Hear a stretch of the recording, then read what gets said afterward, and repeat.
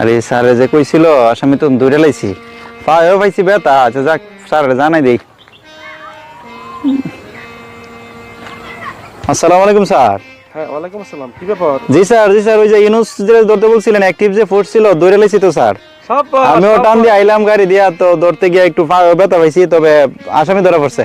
যাক যাক, তোমার মতো অফিসারের থানাতে দরকার। জি স্যার এখন কি করবো তাহলে? তুমি আছো কোথায়? আমি স্যার ওই গুচ্ছগ্রাম ওই 3 রাস্তার মোড়ে আছি। তুমি থাকো, আমি এখনই আসতেছি, আমি গুচ্ছগ্রামের পাশে আছি। ঠিক আছে আচ্ছা, আসসালামু আলাইকুম। আসেন ওয়ালাইকুম আসসালাম। ঠিক আছে। এই কাজ করছো আজকে? আসসালামু আলাইকুম স্যার। ওয়ালাইকুম আসসালাম। তোমার মতো অফিসারই থানাতে দরকার। জি স্যার ওই যে পায়ে একটু ব্যথা পাইছি ধরতে গিয়ে আছে। আর রক্ত পড়তেছি তো।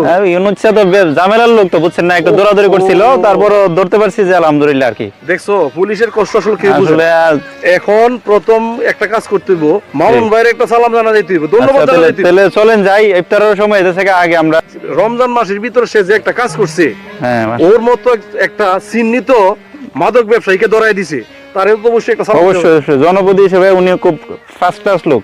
আচ্ছা নেন, আপনি একটু কষ্ট করে না আমার একটু সমস্যা হয়ে পায়, যেহেতু ব্যথা পাইছি আপনি ড্রাইভ করেন, আমি পেছনে বসতেছি। সমস্যা নেই, উঠো। আচ্ছা ঠিক আছে।